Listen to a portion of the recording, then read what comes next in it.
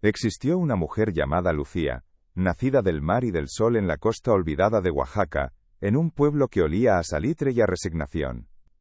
Era hija de pescadores, con la piel curtida como el cuero de los tambores y las manos fuertes, hábiles en el arte de remendar redes y desentrañar los secretos de las escamas. Sus ojos, dos pozos oscuros y profundos, guardaban una inteligencia silenciosa, una resiliencia forjada en la escasez y en la certeza de ser invisible. No sabía de letras, pero leía el lenguaje de las mareas, el humor del cielo, y las intenciones ocultas en los gestos de la gente. Su herida más profunda era esa, la de no tener voz en un mundo de hombres donde su cuerpo era una posesión o una fuente de deshonra, y su alma, un territorio baldío que nadie se molestaba en explorar.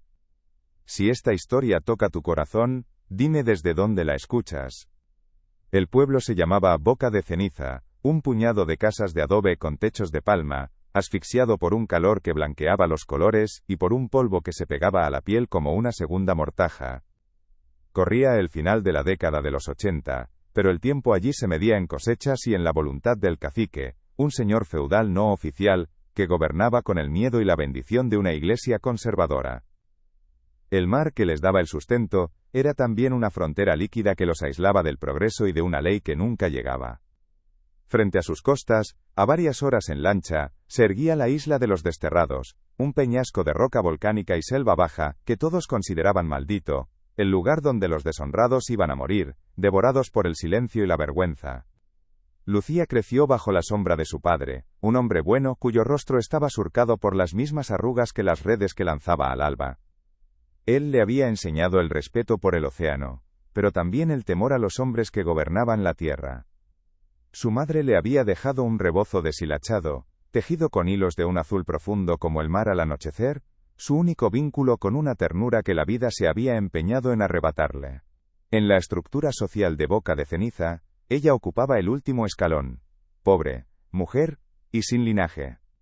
Su existencia era un susurro en un lugar de gritos, una presencia que se desvanecía contra las paredes encaladas, siempre con la mirada baja, como si pidiera permiso por el aire que respiraba. En su interior convivían, en una extraña y dolorosa armonía, el catolicismo devoto que le hablaba de un Dios justo y las leyendas zapotecas que poblaban el mar de seres antiguos y poderosos. Creía en una justicia divina, en un orden cósmico que tarde o temprano equilibraba la balanza. Sin embargo, cada día que pasaba, la fe en la justicia de los hombres se le desmoronaba un poco más. Veía la soberbia en los ojos del rico, la sumisión en la espalda de los pobres, y el silencio cómplice del sacerdote ante la injusticia. El mundo de los hombres, había aprendido, no era el reino de Dios, sino una jaula construida con ambición y crueldad, y ella había nacido dentro, sin herramientas para romper los barrotes, solo con la frágil esperanza de no ser aplastada. La noche de la fiesta patronal, el aire espeso vibraba con la música de la banda y el olor a copal y a aguardiente.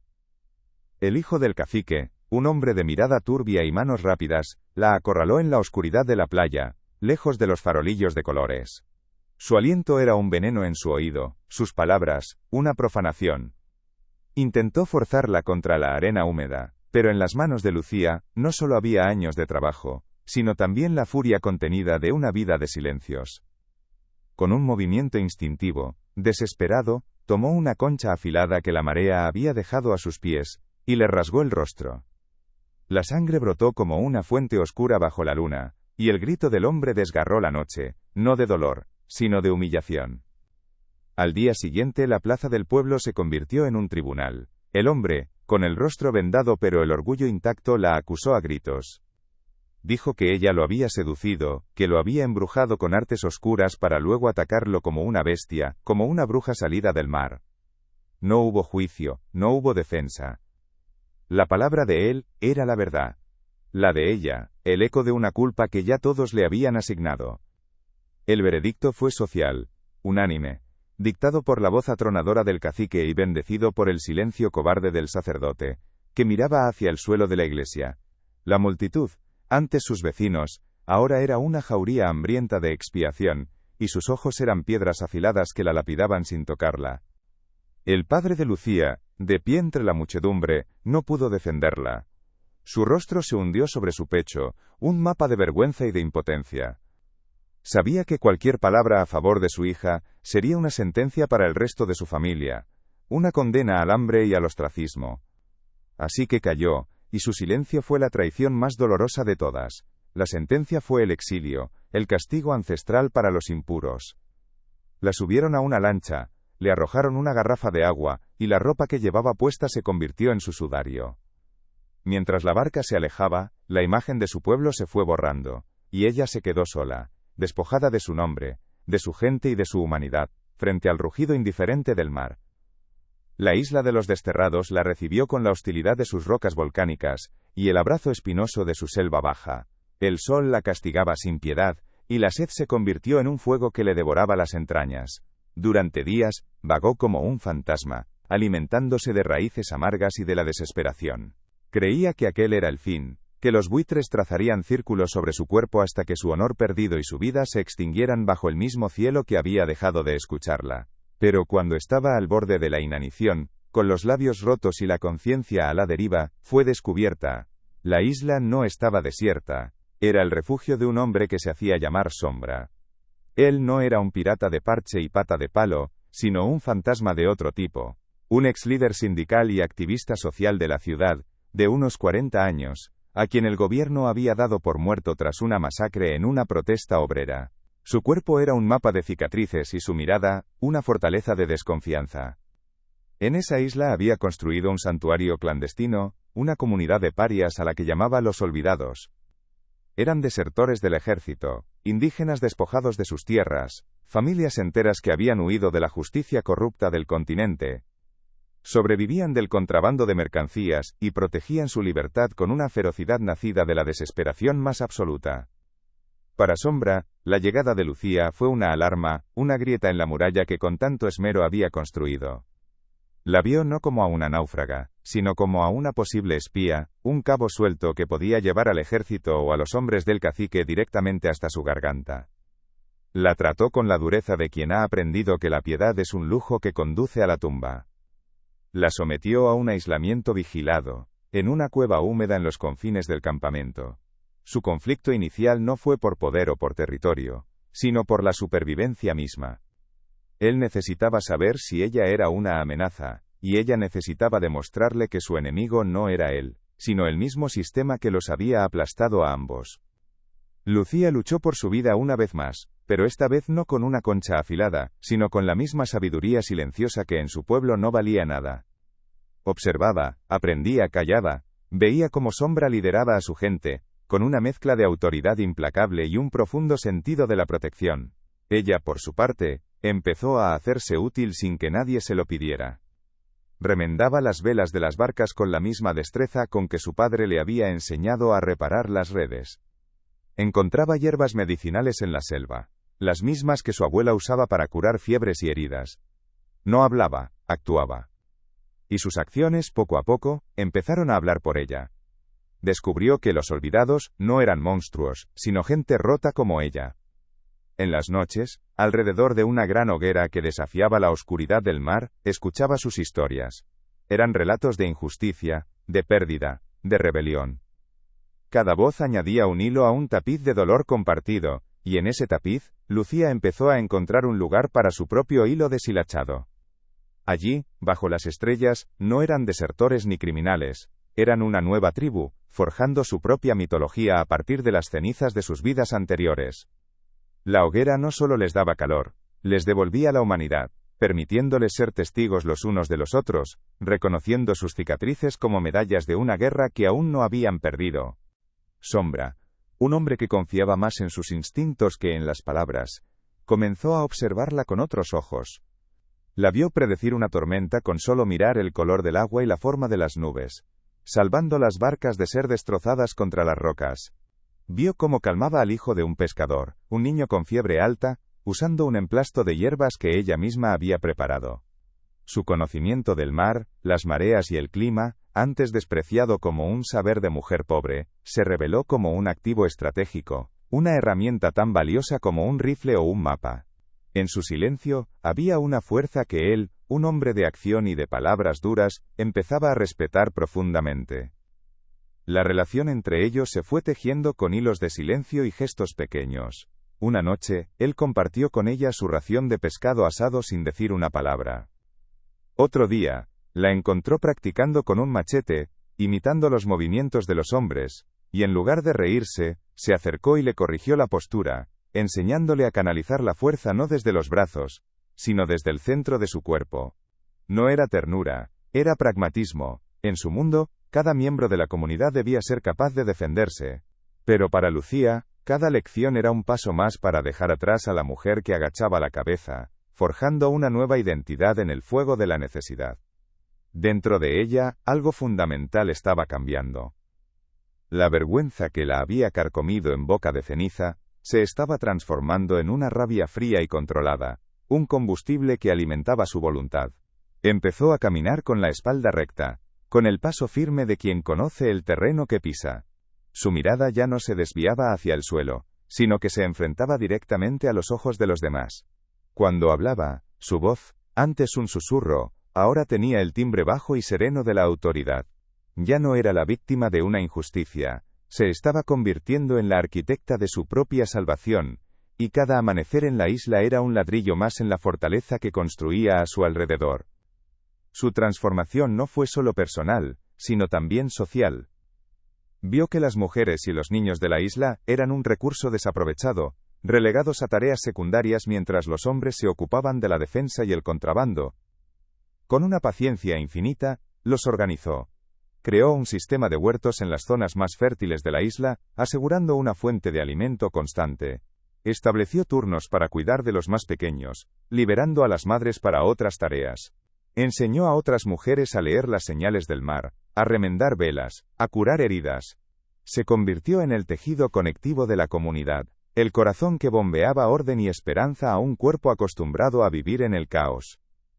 Una tarde mientras el sol se hundía en el océano tiñendo el cielo de naranja y púrpura, Sombra se le acercó. En su mano llevaba un collar simple, hecho de cuero y dientes de tiburón. Sin ceremonia, se lo colgó al cuello. No fue un regalo de amor, ni una joya para adornarla. Era un símbolo de rango, una insignia de pertenencia.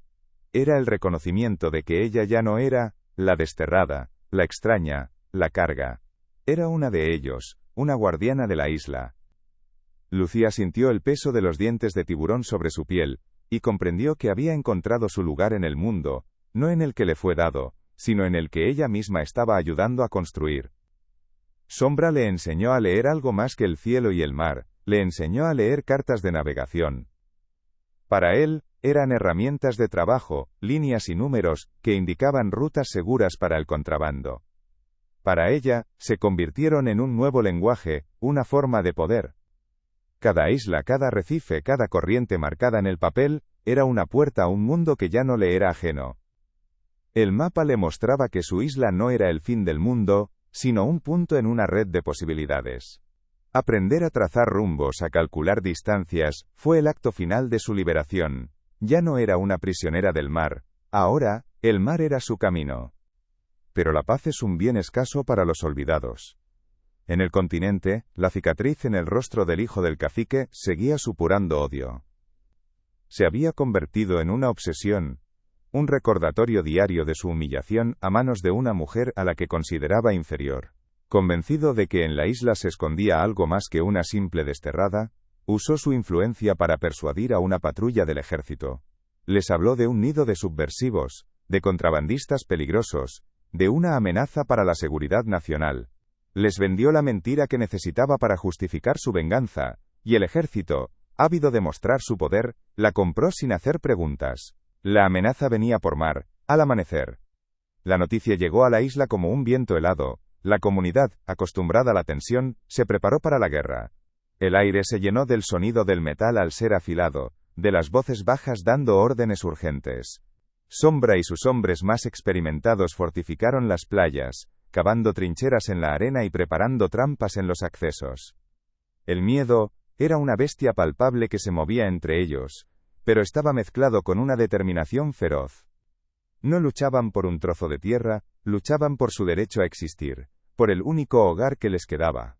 Era una batalla que no podían permitirse perder, porque la derrota significaba la aniquilación total. Lucía no se quedó en la playa. Su lugar estaba en el punto más alto de la isla, un promontorio rocoso, que le ofrecía una visión completa de la costa.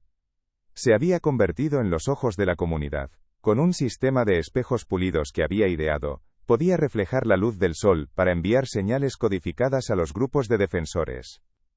Si el enemigo avanzaba por el flanco norte, un destello. Si se retiraba, dos. Su conocimiento del clima y la luz, antes un saber poético, ahora era un arma de guerra. Desde su atalaya, dirigía la estrategia, serena y concentrada, el cerebro de una resistencia que latía con el corazón desesperado de todos los olvidados. El asalto comenzó con las primeras luces del alba, una sinfonía infernal de motores de lancha y disparos que rompían el silencio sagrado de la mañana. El caos se apoderó de la costa. El olor a pólvora se mezcló con el del salitre. Los hombres de sombra luchaban con la furia de los acorralados, usando su conocimiento del terreno para compensar su inferioridad numérica. La batalla fue brutal, cuerpo a cuerpo, una danza de muerte en la arena. Lucía desde su puesto sentía cada disparo, cada grito, como si ocurrieran dentro de su propio cuerpo, pero su mente permanecía fría, calculando, observando, guiando a su gente a través del infierno. En medio del combate, el destino, con su ironía cruel, la puso cara a cara con el hijo del cacique.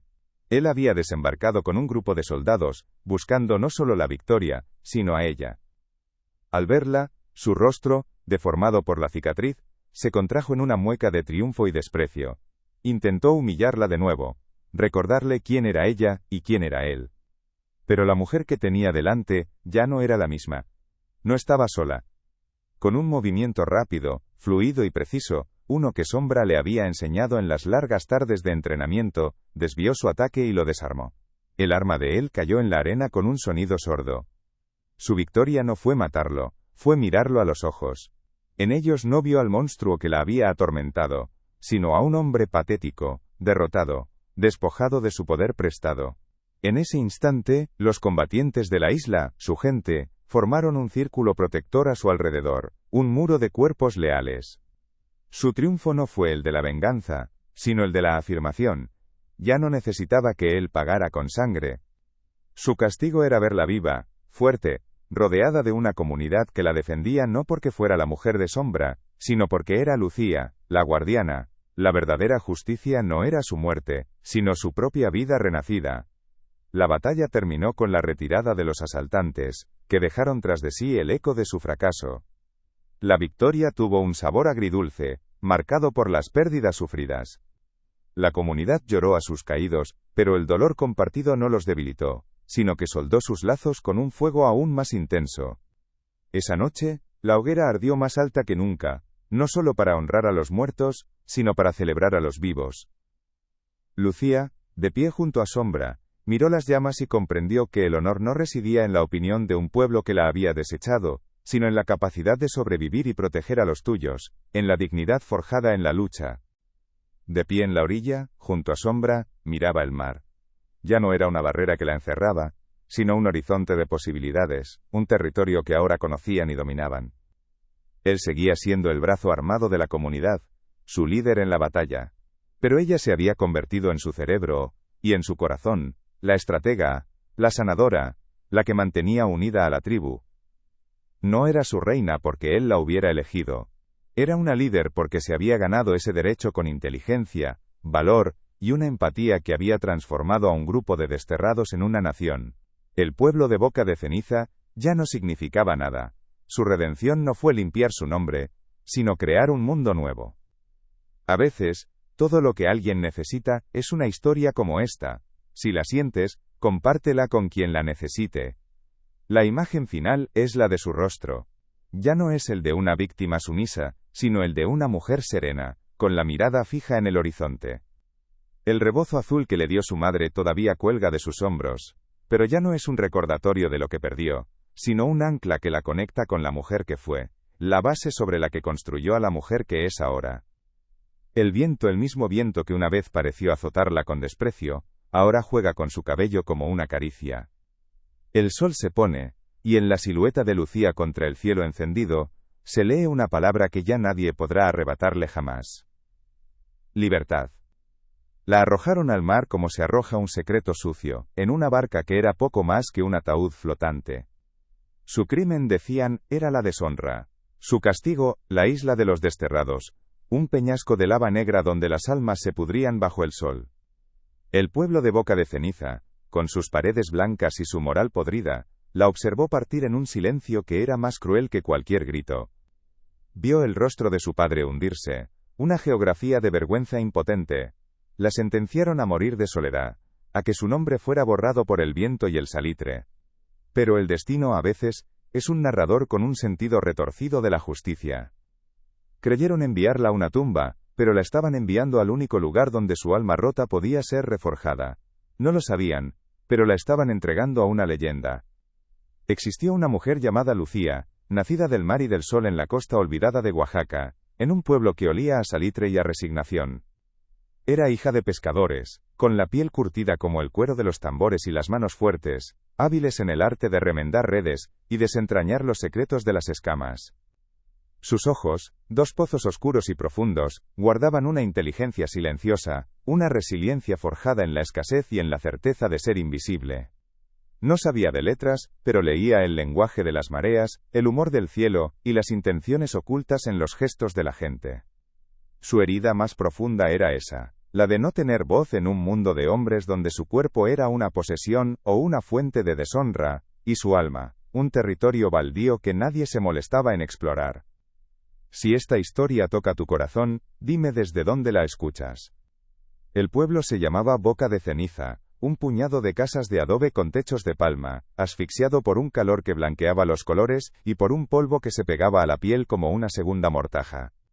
Corría el final de la década de los 80, pero el tiempo allí se medía en cosechas y en la voluntad del cacique, un señor feudal no oficial, que gobernaba con el miedo y la bendición de una iglesia conservadora.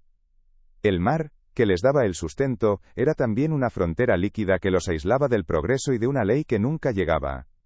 Frente a sus costas, a varias horas en lancha, se erguía la isla de los desterrados, un peñasco de roca volcánica y selva baja que todos consideraban maldito, el lugar donde los deshonrados iban a morir, devorados por el silencio y la vergüenza.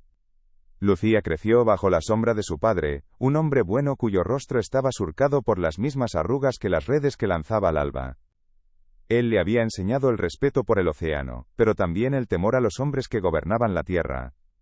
Su madre le había dejado un rebozo deshilachado, tejido con hilos de un azul profundo como el mar al anochecer, su único vínculo con una ternura que la vida se había empeñado en arrebatarle. En la estructura social de Boca de Ceniza, ella ocupaba el último escalón. Pobre, mujer y sin linaje. Su existencia era un susurro en un lugar de gritos, una presencia que se desvanecía contra las paredes encaladas, siempre con la mirada baja, como si pidiera permiso por el aire que respiraba. En su interior convivían, en una extraña y dolorosa armonía, el catolicismo devoto que le hablaba de un Dios justo, y las leyendas zapotecas que poblaban el mar de seres antiguos y poderosos. Creía en una justicia divina, en un orden cósmico que tarde o temprano equilibraba la balanza. Sin embargo, cada día que pasaba, la fe en la justicia de los hombres se le desmoronaba un poco más. Veía la soberbia en los ojos del rico, la sumisión en la espalda de los pobres, y el silencio cómplice del sacerdote ante la injusticia. El mundo de los hombres, había aprendido, no era el reino de Dios, sino una jaula construida con ambición y crueldad, y ella había nacido dentro, sin herramientas para romper los barrotes, solo con la frágil esperanza de no ser aplastada. La isla de los desterrados la recibió con la hostilidad de sus rocas volcánicas y el abrazo espinoso de su selva baja. El sol la castigaba sin piedad, y la sed se convirtió en un fuego que le devoraba las entrañas. Durante días, vagó como un fantasma, alimentándose de raíces amargas y de la desesperación que se adhería a su piel como el polvo de su pueblo. Creía que aquel era el fin, que los buitres trazarían círculos sobre su cuerpo hasta que su honor perdido y su vida se extinguieran bajo el mismo cielo que había dejado de escucharla. La isla era un purgatorio físico, un espejo de la aridez de su alma, cada risco afilado un recuerdo de las miradas de sus vecinos. Pero cuando estaba al borde de la inanición, con los labios rotos y la conciencia a la deriva, fue descubierta. La isla no estaba desierta. Era el refugio de un hombre que se hacía llamar Sombra. Él no era un pirata de parche y pata de palo, sino un fantasma de otro tipo. Un ex líder sindical y activista social de la ciudad, de unos 40 años, a quien el gobierno había dado por muerto tras una masacre en una protesta obrera. Su cuerpo era un mapa de cicatrices, y su mirada, una fortaleza de desconfianza construida sobre los cimientos de la traición. En esa isla, había erigido un santuario clandestino, una comunidad de parias, a la que llamaba, los olvidados. Eran desertores del ejército, indígenas despojados de sus tierras, familias enteras que habían huido de la justicia corrupta del continente. Sobrevivían del contrabando de mercancías y protegían su libertad con una ferocidad nacida de la desesperación más absoluta, una lealtad forjada no en el amor, sino en el odio compartido hacia el mundo que los había expulsado. Para Sombra la llegada de Lucía fue una alarma, una grieta en la muralla que con tanto esmero había construido. La vio no como a una náufraga, sino como a una posible espía, un cabo suelto que podía llevar al ejército o a los hombres del cacique directamente hasta su garganta. La trató con la dureza de quien ha aprendido que la piedad es un lujo que conduce a la tumba. La sometió a un aislamiento vigilado, en una cueva húmeda en los confines del campamento, donde el sonido del mar era un lamento constante. Su conflicto inicial no fue por poder o por territorio, sino por la supervivencia misma. Él necesitaba saber si ella era una amenaza, y ella necesitaba demostrarle que su enemigo no era él, sino el mismo sistema que los había aplastado a ambos. La noche de la fiesta patronal, el aire espeso vibraba con la música de la banda y el olor a copal y a aguardiente. El hijo del cacique, un hombre de mirada turbia y manos rápidas, la acorraló en la oscuridad de la playa, lejos de los farolillos de colores que parpadeaban como ojos cómplices. Su aliento era un veneno en su oído, sus palabras, una profanación que buscaba despojarla del último jirón de dignidad que le quedaba. Intentó forzarla contra la arena húmeda, pero en las manos de Lucía no solo había años de trabajo, sino también la furia contenida de una vida de silencios. Con un movimiento instintivo, desesperado, tomó una concha afilada que la marea había dejado a sus pies y le rasgó el rostro. La sangre brotó como una fuente oscura bajo la luna, y el grito del hombre desgarró la noche, no de dolor, sino de humillación. Al día siguiente, la plaza del pueblo se convirtió en un tribunal a cielo abierto. El hombre, con el rostro vendado pero el orgullo intacto, la acusó a gritos, convirtiendo su agresión en una fábula de seducción y brujería. Dijo que ella lo había embrujado con artes oscuras, para luego atacarlo como una bestia, como una hechicera salida del mar. No hubo juicio, no hubo defensa. La palabra de él era la verdad, la de ella, el eco de una culpa que ya todos le habían asignado antes de nacer. El veredicto fue social, unánime, dictado por la voz atronadora del cacique y bendecido por el silencio cobarde del sacerdote, que miraba hacia el suelo de la iglesia. La multitud, antes sus vecinos, ahora era una jauría hambrienta de expiación, y sus ojos eran piedras afiladas que la lapidaban sin tocarla. El padre de Lucía, de pie entre la muchedumbre, no pudo defenderla. Su rostro se hundió sobre su pecho, un mapa de vergüenza y de impotencia, sus hombros encorvados bajo el peso de un miedo ancestral. Sabía que cualquier palabra a favor de su hija sería una sentencia para el resto de su familia, una condena al hambre y al ostracismo. Así que calló, y su silencio fue la traición más dolorosa de todas, la última pared de su mundo que se derrumbaba. La sentencia fue el exilio, el castigo ancestral para los impuros. La subieron a una lancha, le arrojaron una garrafa de agua, y la ropa que llevaba puesta se convirtió en su sudario. Mientras la barca se alejaba, la imagen de su pueblo se fue borrando, y ella se quedó sola, despojada de su nombre, de su gente y de su humanidad, frente al rugido indiferente del mar. La isla de los desterrados la recibió con la hostilidad de sus rocas volcánicas, y el abrazo espinoso de su selva baja. El sol la castigaba sin piedad, y la sed se convirtió en un fuego que le devoraba las entrañas. Durante días, vagó como un fantasma, alimentándose de raíces amargas y de la desesperación. Creía que aquel era el fin, que los buitres trazarían círculos sobre su cuerpo hasta que su honor perdido y su vida se extinguieran bajo el mismo cielo que había dejado de escucharla. Pero cuando estaba al borde de la inanición, con los labios rotos y la conciencia a la deriva, fue descubierta, la isla no estaba desierta. Era el refugio de un hombre que se hacía llamar Sombra, una figura recortada contra el sol poniente, con un cuerpo que era un mapa de cicatrices y una mirada que era una fortaleza de desconfianza. Él no era un pirata de parche y pata de palo, sino un fantasma de otro tipo. Un ex líder sindical y activista social de la ciudad, de unos 40 años, a quien el gobierno había dado por muerto tras una masacre en una protesta obrera. Su cuerpo era un testimonio de violencia, y su mirada, una ciudadela de recelo construida sobre los cimientos de la traición. En esa isla, había erigido un santuario clandestino, una comunidad de parias a la que llamaba los olvidados. Eran desertores del ejército, indígenas despojados de sus tierras, familias enteras que habían huido de la justicia corrupta del continente, sobrevivían del contrabando de mercancías, y protegían su libertad con una ferocidad nacida de la desesperación más absoluta, una lealtad forjada no en el amor, sino en el odio compartido hacia el mundo, que los había expulsado. Para Sombra la llegada de Lucía fue una alarma, una grieta en la muralla que con tanto esmero había construido. La vio no como a una náufraga, sino como a una posible espía, un cabo suelto que podía llevar al ejército o a los hombres del cacique directamente hasta su garganta.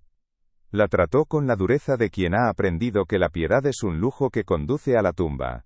La sometió a un aislamiento vigilado, en una cueva húmeda en los confines del campamento, donde el sonido del mar era un lamento constante. Su conflicto inicial no fue por poder o por territorio, sino por la supervivencia misma. Él necesitaba saber si ella era una amenaza, y ella necesitaba demostrarle que su enemigo no era él, sino el mismo sistema que los había aplastado a ambos. Los días eran una guerra silenciosa, una coreografía de desconfianza bajo un sol que no concedía tregua. Sombra la ponía a prueba con tareas imposibles, diseñadas para quebrarla. Un día le arrojó a los pies un amasijo de redes viejas, un nudo gordiano de cuerdas podridas y salitre endurecido, y con un gruñido le ordenó que las hiciera útiles. No era una petición, era un desafío. Lucía no protestó, se sentó en la arena, y sus manos, las mismas que en boca de ceniza solo habían servido para el trabajo invisible, comenzaron su danza. Deshizo nudos que parecían maldiciones, separó lo podrido de lo útil, con una paciencia que era una forma de desafío. Sombra la observaba desde la distancia, con el ceño fruncido, esperando un quejido, una lágrima de frustración que nunca llegó. Su silencio competente lo irritaba más que cualquier insulto. El enfrentamiento directo nunca llegaba, pero sus traumas chocaban en el aire como dos tormentas invisibles. Una noche, un trueno repentino, seco y brutal, hizo que Sombra se encogiera, su mano volando instintivamente hacia una cicatriz en su costado, sus ojos perdidos por un instante en el recuerdo del fuego y los gritos de una masacre urbana. Lucía, que traía agua, se detuvo en seco. Vio en su rostro el mismo terror que ella había sentido en la playa, la misma certeza de que el mundo podía desgarrarse en un segundo. Él, al notar su mirada, recompuso su máscara de dureza, pero el velo se había rasgado. Días después, un hombre se le acercó a ella por la espalda demasiado rápido, y el grito ahogado que escapó de sus labios fue un eco del de Sombra. No hablaron de ello. No hacía falta. Un amanecer, mientras recogía lapas en las rocas afiladas por la marea, una ola la golpeó con fuerza, y su mano resbaló, abriéndose una herida profunda contra el filo de la roca volcánica. La sangre manchó el agua salada. Se la vendó torpemente con un trozo de su propia ropa, ocultando el dolor y la debilidad, sabiendo que en ese lugar, cualquier herida era una sentencia. Sombra, que lo veía todo desde su atalaya, no dijo nada. Pero esa noche, a la entrada de la cueva donde ella dormía, encontró un pequeño cuenco de barro con un ungüento verdoso de hierbas y un trozo de tela limpia. No hubo una palabra, ni una mirada. No fue un acto de bondad, sino de pragmatismo. Una herramienta útil no podía permitirse estar estropeada. Pero para Lucía, fue la primera vez que una mano curaba sin exigir nada a cambio. La confianza se construyó con objetos, no con palabras. Él observaba cómo ella usaba una piedra para afilar conchas hasta convertirlas en cuchillos improvisados. Un día, sin mediar saludo, le lanzó un machete de verdad, pesado y con el mango de madera gastado por el uso. «Aprende a usarlo», fue todo lo que dijo. Era una orden, pero también un reconocimiento. Ella, a cambio, le ofreció su propio saber. Vio cómo los hombres luchaban por mantener el pescado fresco durante más tiempo, perdiendo parte de la pesca. Recordando las técnicas de su abuela, Les enseñó a salar y secar el pescado en las rocas calientes, creando una reserva de alimento que duraría semanas. Sombra probó el pescado seco, su rostro impasible, pero esa tarde le dejó junto a su cueva una cantimplora de metal, en lugar de la garrafa de plástico. El punto de inflexión llegó durante la planificación de una peligrosa incursión de contrabando. Sombra extendió una carta de navegación sobre una caja de madera, trazando una ruta con el dedo. Sus hombres asentían en silencio. Lucía, que había estado observando desde las sombras, se acercó. Con una timidez que ya casi había perdido, señaló un punto en el mapa. «Ahí no», dijo su voz, ahora firme. «Las corrientes cambian con la luna nueva. Hay un remolino que no está en los mapas. Te arrastra contra las rocas». Sombra levantó la vista, no al mapa, sino a ella. La miró, una mirada larga, sin hostilidad, solo con una intensa evaluación. Vio en sus ojos oscuros un conocimiento ancestral, una verdad que ninguna carta podía contener. Desvió la ruta sin hacer preguntas. En ese silencio, ella dejó de ser la desterrada para convertirse en la estratega. Dentro de ella, algo fundamental estaba cambiando. La vergüenza que la había carcomido en boca de ceniza, se estaba transformando en una rabia fría y controlada, un combustible que alimentaba su voluntad. Empezó a caminar con la espalda recta, con el paso firme de quien conoce el terreno que pisa y no pide permiso por su existencia. Su piel, antes solo curtida, adquirió la dureza del cuero viejo, un mapa de resistencia al sol y al viento. Sus ojos ya no se desviaban hacia el suelo, sino que se enfrentaban directamente a los de los demás, sosteniendo la mirada con una serenidad que desarmaba. Cuando hablaba, su voz, antes un susurro temeroso, ahora tenía el timbre bajo y resonante de la autoridad.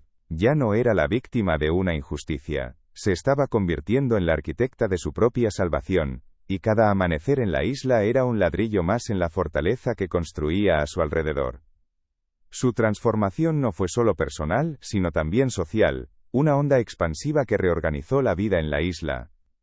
Vio que las mujeres y los niños eran un recurso desaprovechado, un eco de la misma invisibilidad que ella había sufrido, relegados a tareas secundarias mientras los hombres se ocupaban de la defensa y el contrabando.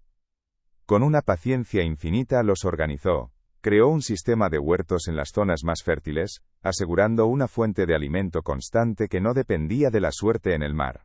Estableció turnos para cuidar de los más pequeños, liberando a las madres para otras tareas esenciales. Enseñó a otras mujeres a leer las señales del mar, a remendar velas con la misma pericia que ella, a curar heridas con las hierbas que la selva ofrecía.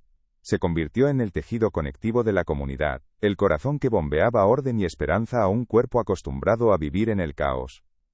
Una tarde, mientras el sol se hundía en el océano tiñendo el cielo de naranja y púrpura, Sombra se le acercó en silencio.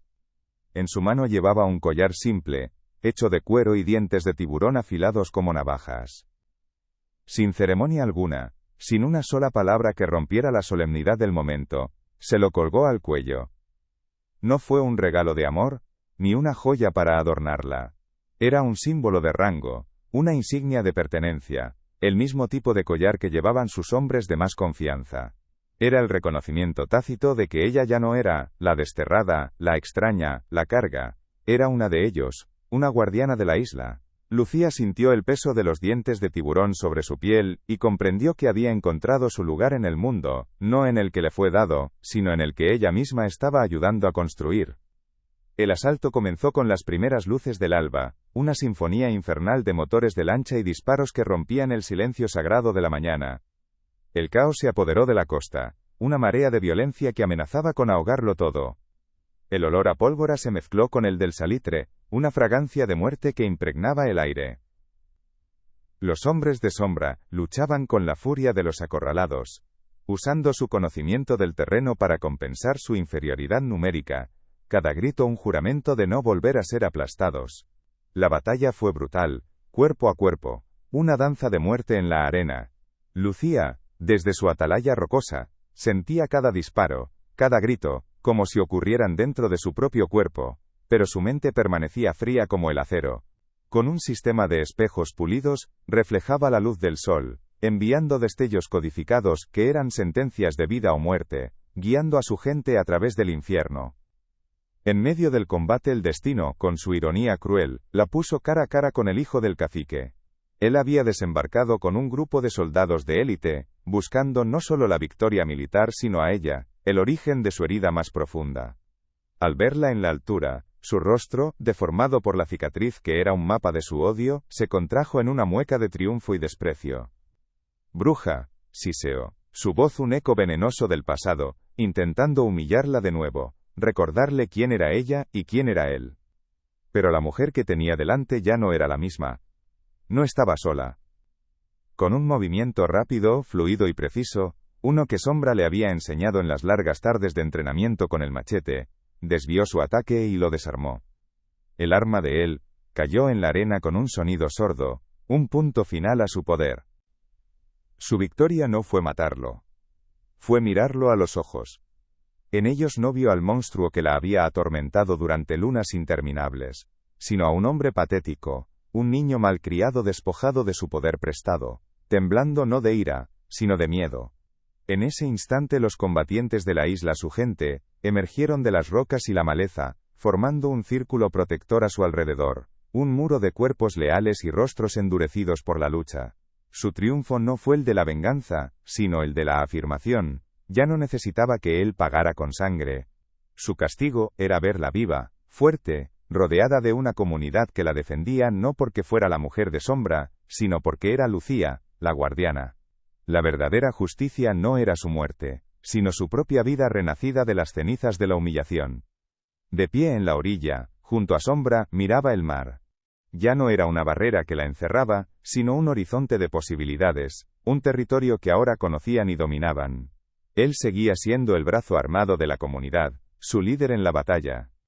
Pero ella se había convertido en su cerebro y en su corazón, la estratega, la sanadora, la que mantenía unida a la tribu. No era su reina porque él la hubiera elegido. Era una líder porque se había ganado ese derecho con inteligencia, valor, y una empatía que había transformado a un grupo de desterrados en una nación. El pueblo de Boca de Ceniza ya no significaba nada, su redención no fue limpiar su nombre, sino crear un mundo nuevo desde sus cenizas. A veces todo lo que alguien necesita es una historia como esta. Si la sientes, compártela con quien la necesite. La imagen final es la de su rostro. Ya no es el de una víctima sumisa, sino el de una mujer serena, con la mirada fija en el horizonte. El rebozo azul que le dio su madre todavía cuelga de sus hombros, pero ya no es un recordatorio de lo que perdió, sino un ancla que la conecta con la mujer que fue, la base sobre la que construyó a la mujer que es ahora. El viento, el mismo viento que una vez pareció azotarla con desprecio, ahora juega con su cabello como una caricia. El sol se pone, y en la silueta de Lucía contra el cielo encendido, se lee una palabra que ya nadie podrá arrebatarle jamás: libertad. La arrojaron al mar como se arroja un secreto sucio, en una barca que era poco más que un ataúd flotante. Su crimen, decían, era la deshonra, su castigo, la isla de los desterrados, un peñasco de lava negra donde las almas se pudrían bajo el sol. El pueblo de Boca de Ceniza, con sus paredes blancas y su moral podrida, la observó partir en un silencio que era más cruel que cualquier grito.